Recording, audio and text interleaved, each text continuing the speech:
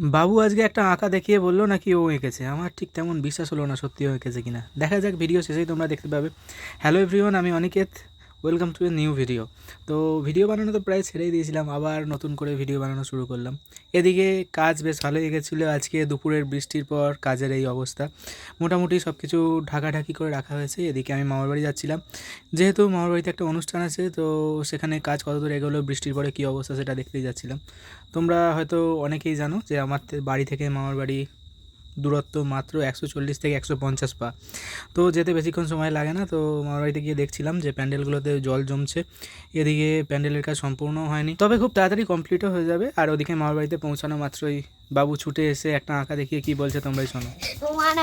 এটা আমি এঁকেছি। এটা তুই এঁকেছিস? হ্যাঁ। সত্যি কথা বল, তুই এঁকেছিস? না, কে এঁকেছে? দিদি। খাতাটা আনতে বলতো বাবু। ওই দে দে।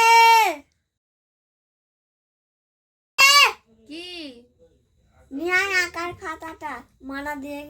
এরপর বৃষ্টি আঁকার খাতাটা নিয়ে এলো। পরের ভিডিওতে তোমাদের দেখাবো ওর আঁকাগুলো কেমন হয়েছে।